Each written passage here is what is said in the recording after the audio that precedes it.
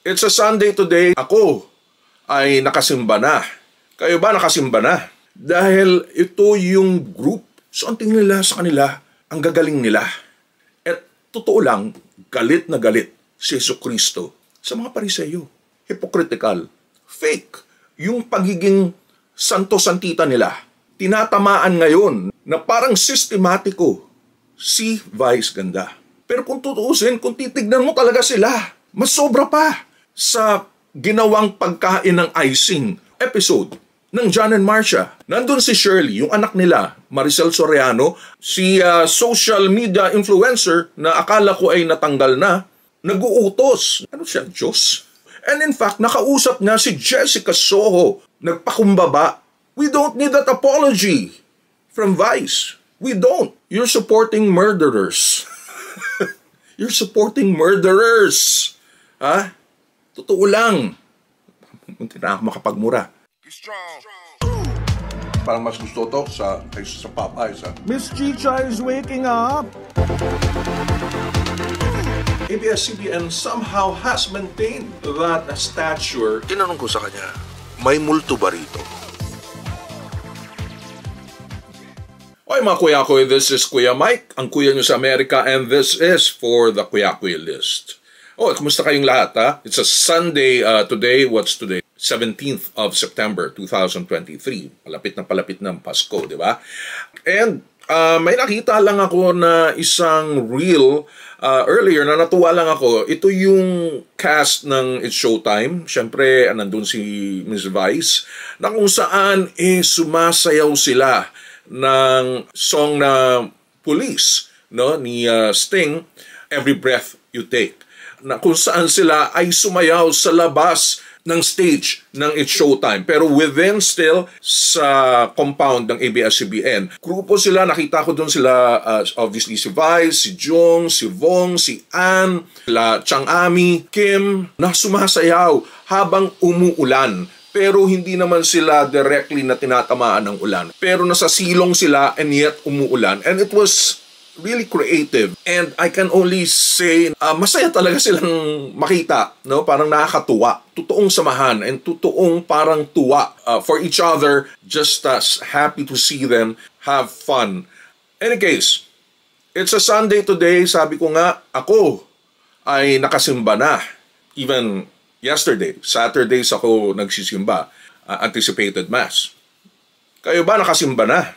Kasi kung hindi, patayin nyo muna yung vlog entry na ito. Tapos balikan nyo na lang pag nakasimba kayo. Hindi yan po pwede na hindi kayo nagsimba. Biro lang. Biro lang. Dahil ito yung group nung panahon ni Jesucristo, ito ay mga Hudyo na very religious, very righteous, very moral na pinagmamalaki at pinagyayabang. Ito yung mga Pariseyo or the Pharisees. So ano ba yung mga Pharisees? Again, isang sekta ito ng mga Hudyo na kung saan sila ay nagbabantay siguro sa kapitbahay nila o kung sino man na parang, oy, hindi ka nagdadasal o hindi ka nagpapakita ng pagiging moral. At wala na silang ginawa kundi magsumbong or manita. So ang tingin nila sa kanila, ang gagaling nila. At ang tingin nila sa mga ibang tao na hindi gumagawa ng maayos, napaka mababang uri, kumbaga. Ito ay yung mga Pariseyo. At totoo lang, galit na galit si Jesucristo sa mga Pariseyo. Kasi they're very ritualistic.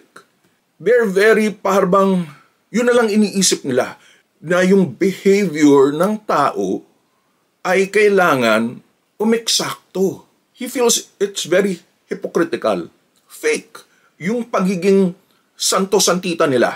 Ito ang mga quotes na sinasabi. Ito ay Matthew 23:27. Woe to you, teachers of the law and Pharisees, you hypocrites. Lagi niyo sinasabi, you hypocrites, mga ipokrito kayo. You are like whitewashed tombs, and which look beautiful on the outside, but on the inside are full of bones of the dead and everything unclean. Napakawais, no? ni Jesus na parang kitang-kita niya kung ano yung panloob mo, yung pagkatao mo, na wala ka nang ginawa kundi mag-check, na magpakitang gilas, magpakitang ayos na ang galing-galing mo, religyoso ako, ginagawa ko lahat ng tradisyon, lahat ng mga utos, supposedly, sa batas ng reliyon. Pero actually, sa loob, masamang tao. Matthew 23:25, you clean the outside of the cup and dish, but inside, they are full of greed and self-indulgence. Matalinghaga, di ba? Na wala na kayong ginawa na linisin nyo yung cup. Pero sa totoo lang, kasakiman, self-indulgence, pagpapasaya lang sa iyong sarili. Pero lumalabas, nakitang-kita ni Jesus yung pagiging hipokrito ng mga Pharisees na ito. And this is exactly what's going on. Tinatamaan ngayon na parang sistematiko si Vice Ganda. Nag-umpisa dito sa ating social media influencer, and then ngayon sumasama na rin yung mga politiko. Sumasama na rin yung mga abogado. Sumasama na yung samahan ng kapisanan daw ng grupo ng mga social media. Pero kung tutuusin, kung titignan mo talaga sila, may mga bahid, mas sobra pa sa ginawang pagkain ng icing, which to me, again, is nothing. Okay? Kasi hanggang ngayon, wala pa rin nagpapakita sa akin kung paano kumain ng icing gamit ang daliri na tama. So, kitang-kita ni Jesus. May naalala lang ako, isang episode ng John and Marcia, Miss Nida Blanca, and ni Sir Dolphy. Nandun si Shirley, yung anak nila, Maricel Soriano, ang kipag-usap sa kanyang lolo o lola na si Deli Atay-Atayan, si Doña Delilah. Galing sila sa simbahan. Ang sabi ni Doña Delilah sa apo niya na si Shirley, "Oy Shirley, ikaw kung nagdadasal ka, dapat nakapikit. At alam ko, hindi ka nakapikit. Kailangan nakapikit ka kung magdasal para ipakita mo na ikaw ay genuine ang pagdadasal mo.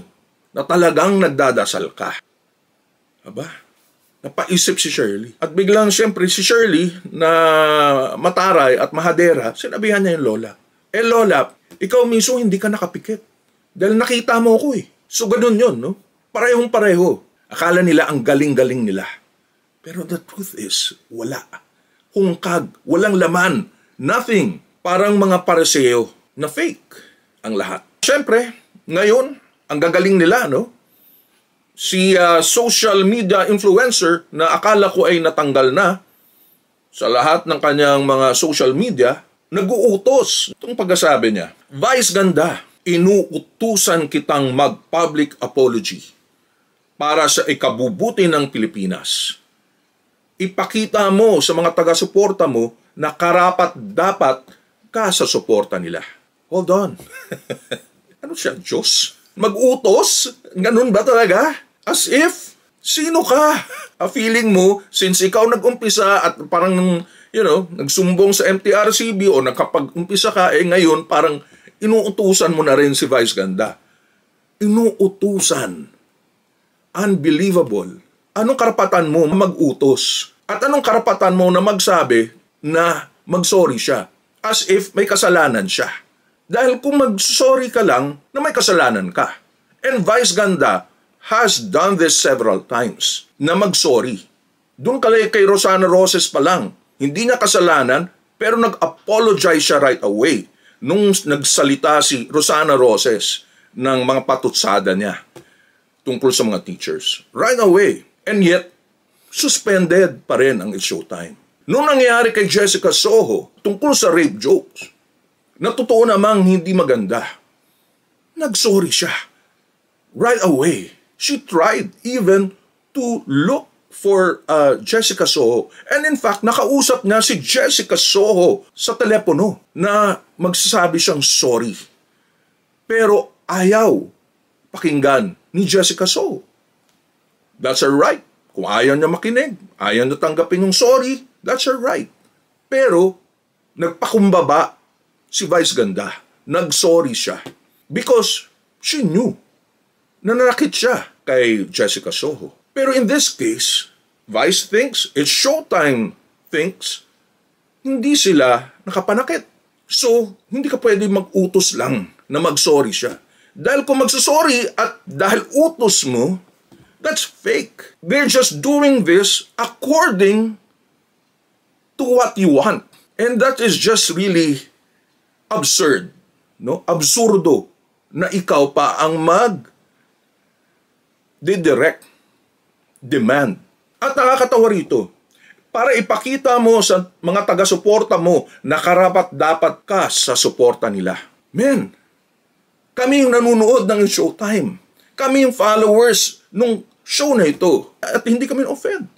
We don't need that apology from Vice. We don't. Again, napag-usapan ko na kay Juan Ponce Enrile, kay Sal Panelo, pareho lang ang likaw ng bituka nila. Man, you're supporting murderers.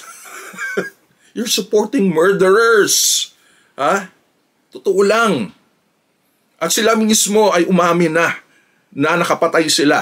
Nakagawa silang ng mali. Murderers. This is so much different from that icing.